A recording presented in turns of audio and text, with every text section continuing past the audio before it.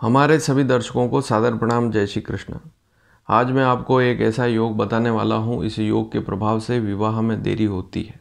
चाहे लड़का हो चाहे लड़की हो, उसकी कुंडली में इस प्रकार का योग है तो आप देखकर पता लगा सकते हैं कि शादी में देरी इस योग के कारण बन रही है। और आज बात होगी विनिमय अर्थात एक ग्रह का दूसरे ग्रह की राशि पर बैठना और दूसरे ग्रह का उस ग्रह की राशि पर बैठना।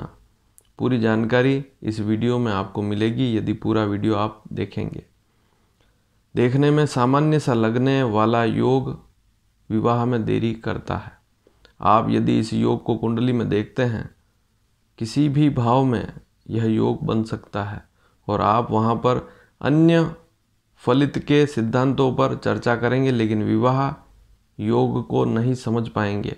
लेकिन इस प्रकार की स्थिति जो आज बता रहा हूँ, ऐसी स्थिति यदि आपकी कुंडली में बन रही है तो विवाह में देरी अवश्य होगी। इस चैनल के माध्यम से प्रतिदिन नई नई जानकारियाँ दी जा रही है। यदि आप इस चैनल को सब्सक्राइब करेंगे तो आने वाले समय में और भी महत्वपूर्ण जानकारियाँ आपको समय पर मिल पाएगी। तो चैनल को सब्सक्राइब अवश्य करें। 3 ग्रह ऐसे हैं, उनके बारे में आज मैं जानकारी दूंगा। एक ग्रह है शुक्र, दूसरा है सूर्य, तीसरा है चंद्रमा। सूर्य आत्मा का कारक है, चंद्रमा मन का कारक है। सारी स्थितियां मन से ही, चंद्रमा से ही उपजती है। आत्मा में भी विशेष स्थिति को देखते हैं कि यदि आत्मिक इच्छा नहीं है तब भी विवाह में देरी होती है। और शुक्र जो है कुंडली में, वह आनंद को, भोग विलास को देने वाला है, जीवन में आनंद को देने वाला है। यदि किसी का विवाह, किसी लड़के या लड़की का विवाह 40 साल तक भी ना हो तो फिर आनंद क्या, परिवार ही नहीं तो फिर आनंद कैसा। वह अपने आप में ही व्यस्त रहता है और फिर उसे जो आनंद मिलना चाहिए, पारिवारिक स्थिति जो अच्छी होनी चाहिए, नहीं हो पाती है। हाँ, ये बात अलग है कि अलग अलग व्यक्ति का आनंद अलग अलग तरीके का होता है। कोई व्यक्ति अकेला रहना पसंद करता है, कोई परिवार में रहना पसंद करता है। लेकिन यदि आप परिवार में रहना पसंद करते हैं और ऐसी स्थिति में यदि आपका विवाह नहीं हो रहा है तो आप आनंदित नहीं होंगे। तो शुक्र से भी भौतिक स्थितियां देखी जाती है और पारिवारिक सुख, आनंद, भोग, उपभोग की स्थितियां देखी जाती है। तो शुक्र को एक तरफ रख लें आप और चंद्रमा और सूर्य को दूसरी तरफ रख लें। चंद्रमा की राशि होती है कर्क, सूर्य की राशि होती है सिंह 5 नंबर, चंद्रमा की 4 नंबर कर्क राशि, सिंह की 5 नंबर सिंह राशि, शुक्र की वृषभ और तुला राशि होती है।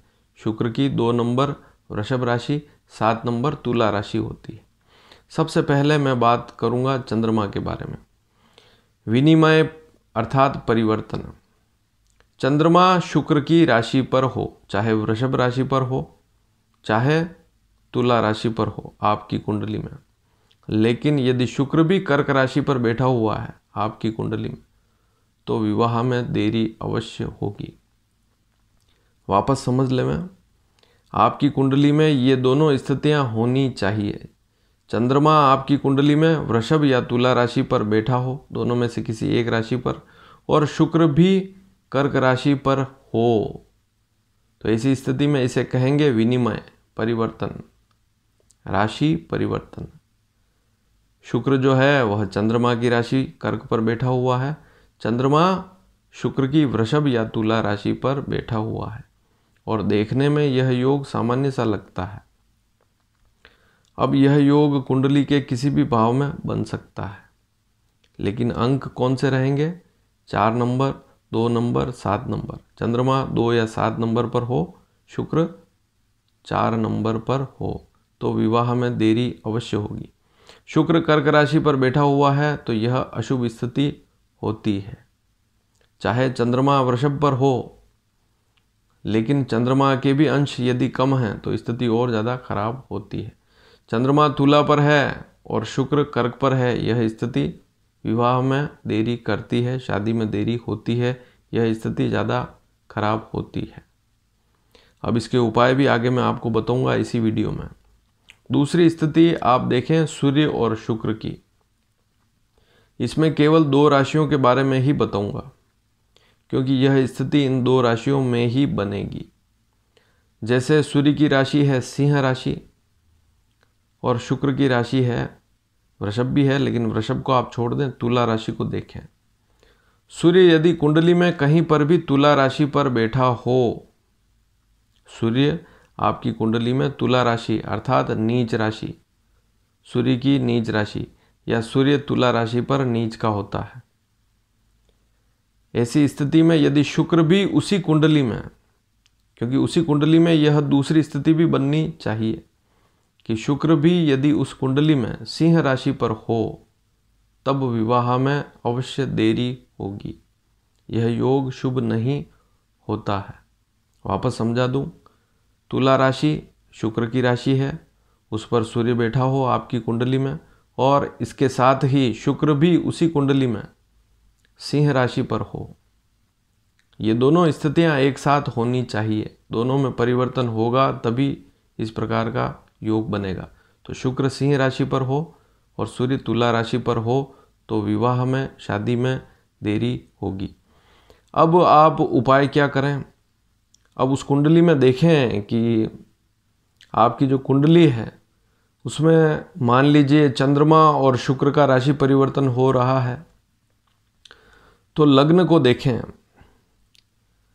जैसे मान लीजिए किसी व्यक्ति का मेष लग्न है, कर्क लग्न है, सिंह लग्न है। ध्यान से सुने, यदि चाहे कोई लड़का हो लड़की हो, उसका मेष लग्न है, कर्क लग्न है, सिंह लग्न है, वृश्चिक लग्न है, धनु लग्न है, मीन लग्न है, तो इन लग्नों में लगभग चंद्रमा के शुभ फल ही मिलते हैं। वहाँ पर चंद्रमा की पूजा नहीं करनी चाहिए, इस बात को भी समझ लें। हाँ, धनु लग्न की यदि कुंडली है तो उसमें चंद्रमा 8वें भाव का स्वामी बनेगा। धनु लग्न की कुंडली है यदि किसी व्यक्ति की, तो वहाँ पर आप शुक्र की भी पूजा कर सकते हैं, शुक्र के दान कर सकते हैं। जैसे शुक्र के दान में आता है सौंदर्य की वस्तुएं, इत्र, अगरबत्ती, चावल, सफ़ेद वस्त्र। इसका दान आप शुक्रवार के दिन कर सकते हैं। शुक्रवार का व्रत भी कर सकते हैं। महामृत्युंजय मंत्र का पाठ भी कर सकते हैं। यदि विवाह में देरी हो रही है तो शिव की उपासना कर सकते हैं।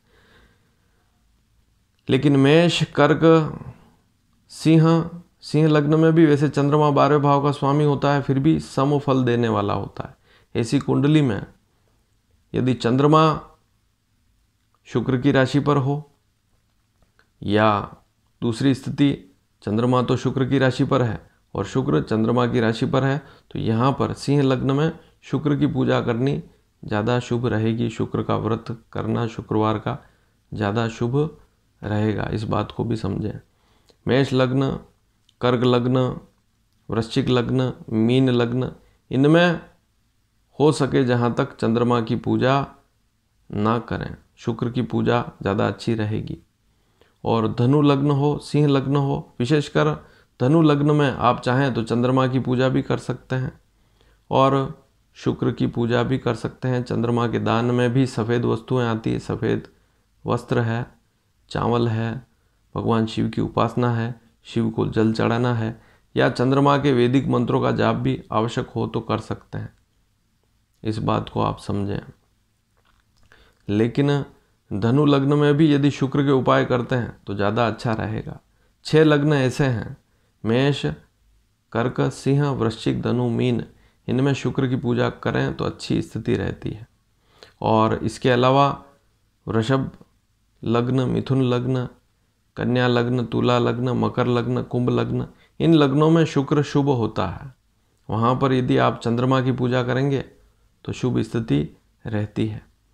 इसी प्रकार से यदि आपकी कुंडली में सूर्य और शुक्र का विनिमय, राशि परिवर्तन हो रहा है कि शुक्र यदि सिंह राशि पर है, सूर्य तुला राशि पर है, तो ऐसी स्थिति में भी आप देखें कि यदि मेष लग्न है, कर्क लग्न है, सिंह लग्न है और यदि वृश्चिक लग्न है, धनु लग्न है, मीन लग्न है, तो वहाँ पर सूर्य की पूजा ना करें, वहाँ आप शुक्र की पूजा कर सकते हैं।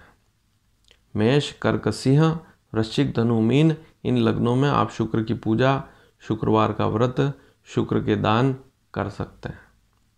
लेकिन जैसे वृषभ लग्न है, मिथुन लग्न है, इसके बाद जैसे कन्या लग्न है, तुला लग्न है, उसके बाद मकर और कुंभ लग्न है, उनमें आप सूर्य की पूजा करेंगे तो ज़्यादा शुभ स्थिति रहती है। सूर्य के दान भी कर सकते हैं। रविवार के दिन आप नमक का प्रयोग कम करें।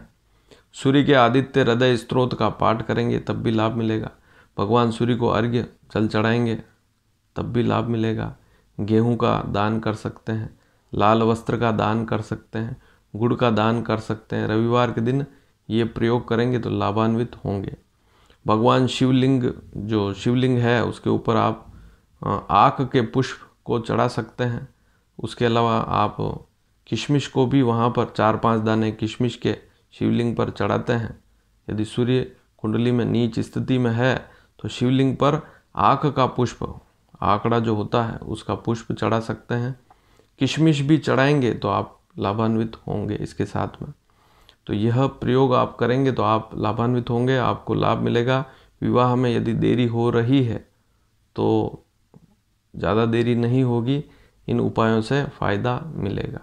तो आज का विषय था कि राशि परिवर्तन। शुक्र चंद्रमा की राशि पर हो, चंद्रमा शुक्र की राशि पर हो, स्थिति ठीक नहीं होती है। चाहे चंद्रमा वृषभ राशि पर उच्च का ही क्यों ना हो, उस कुंडली में शुक्र यदि कर्क पर है तो स्थिति थोड़ी सी खराब हो जाती है, विवाह में देरी होती है, व्यक्ति का मन भी नहीं होता है विवाह करने का। और दूसरी स्थिति, सूर्य तुला राशि पर हो कुंडली में और शुक्र सिंह राशि पर हो, ऐसी स्थिति भी शुभ नहीं होती है। ऐसी स्थिति में व्यक्ति चाहता है कि विवाह हो जाए लेकिन अड़चनें आती रहती है। उपाय करेंगे तो लाभान्वित होंगे और इस वीडियो को शेयर करेंगे तो और भी लोग लाभान्वित होंगे। धन्यवाद। जय श्री कृष्ण।